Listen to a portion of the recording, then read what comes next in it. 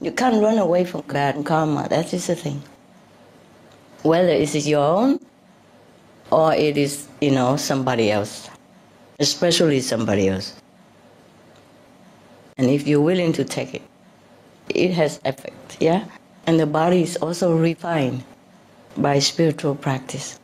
But then the karma doesn't understand about refined or not refined. You see what I mean? The karma is heavy, but the body is refined. So if you take heavy measurement, the body suffers much more.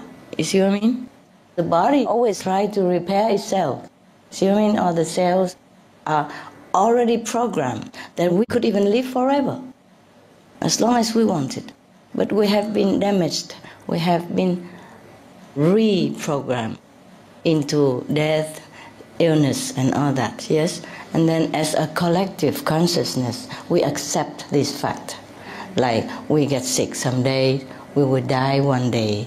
Everybody think like that. The whole planet, billions and billions of people, project this kind of consciousness. Because some of them sick before, and everybody look at that and say, oh yes, it will be my turn next.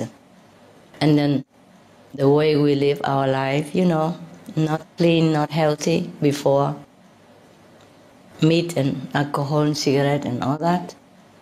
I heard somebody say somewhere like, if you ever touch a drop of alcohol or just smoke one cigarette, that means you don't want to live long. You don't want to live long inside you. Yes. And that's why people give up, you see?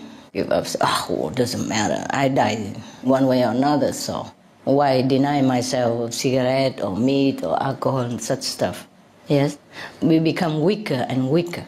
Our resistance become, lower and lower until almost zero. Yes? But otherwise, the body is programmed for us to be happy, healthy, strong, invincible. Except accident, of course. Every day they repair, you see? That eliminates millions of dead cells and making new one all the time.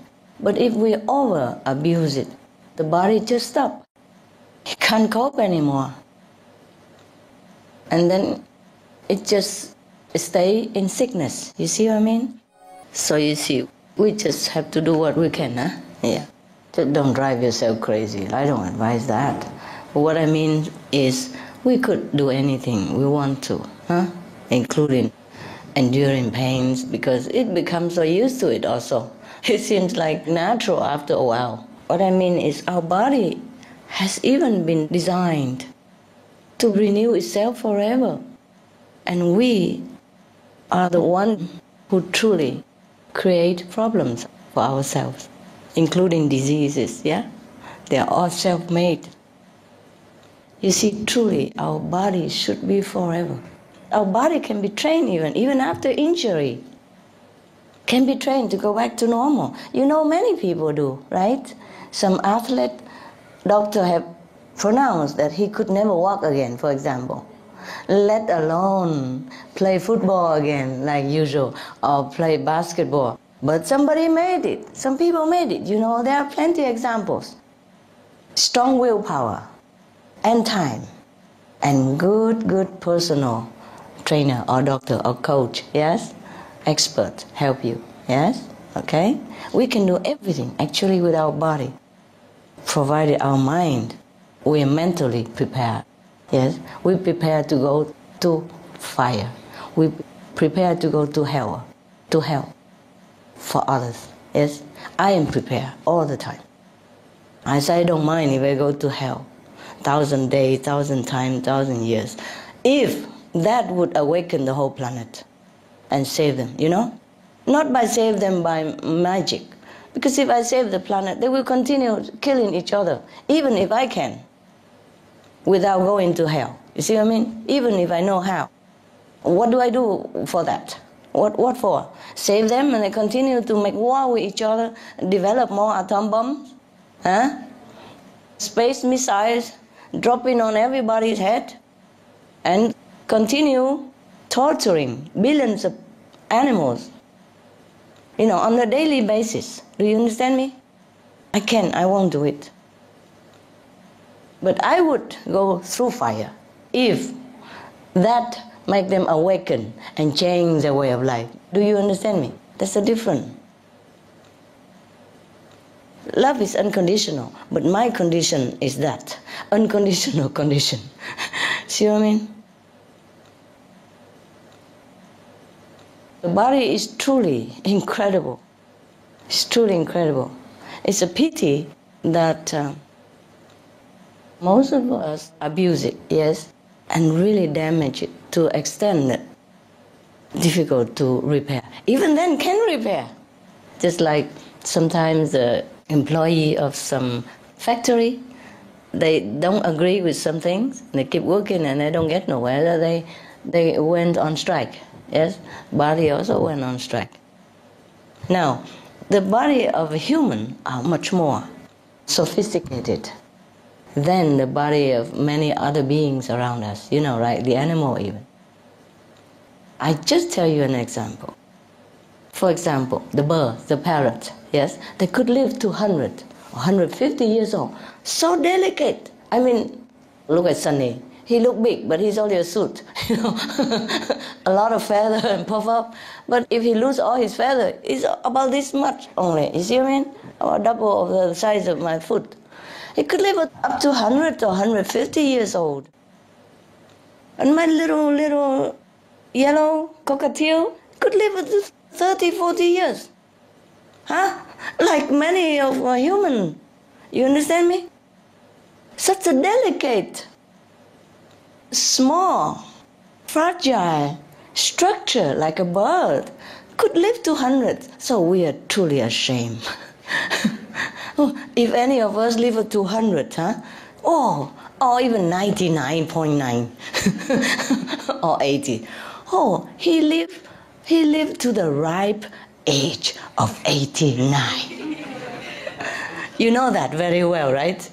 Yeah, ripe age of 89, something like that. And if anybody lived to 100, huh, centenarian, huh, or over 100, wow, you see, he's all over on the news, you know. And when he died, the whole country, you know, comes out. Recently, there's one veteran, huh? He died at 112 something. The UK war veteran, World War veteran. Oh, everybody make eulogy, yeah, at his funeral or at home by themselves, by distance, you know, remote control. Yeah, you understand me? Everybody make a big deal because he lived to over 100 years old. My parrot can well do that. Yeah, the way they're doing, the doctor told me that they were going to live forever. Yeah, they have vitamin even, huh? Have good seed. I mean, not the 50 kilogram, you know. Oh, selected one. They go and buy those dainty packet, human quality, human grade, they call it. Oh, jeez. I said, no need to be so exaggerating. But it just become used to it, you know. So they eat good nuts, good seeds, good vegetable, fresh fruit every day. Or dry fruits also, yeah. And that's all they eat. In the wild, they eat even less. It depends on what they have. Not so selected and not so regular like that. And still they live long time. So the body doesn't really need a lot of food to live a long time. The body is an incredible miracle. We truly are very silly. We have been very silly to have damaged it. And then one DNA of this father-mother body passed down to the next generation is the same stuff. See what I mean? And then it's imposed on us, is ingrained within our memory that we're going to die at that ripe age well, 80, something like that, or 100, you know. There are only a handful of people who live over 100, yeah? Handful of people. And they document them, you know. They put, world record, who lives the longest up to date. 120 is the longest, for example, yeah? We surely should rethink the way we live our life. As a human race, we have done too badly, too poorly to ourselves. And now the Supreme Master Ching Hai or the scientists, whoever, tell us that, please be vegetarian, you live longer, healthier. What is that? Vegetable? It's a pity, no? If our ancestors, our great-great-great-grandparent, great-great-great-great ancestor did not start this meat-eating, degrading habit, we, this generation, would have been living long, and no sickness, no trouble. And all these billions of dollars of tax money would not be diverted into the hospital business. Yes, and so many suffering, heartbreak would not have happened between family members, between loved ones who lost their beloved family member. See what I mean? Yeah. It's a pity, truly. Just like flu virus, they call it the virus of our own hatching. Yeah, we made it. And the poor swine had to suffer for it also. Okay, any other question?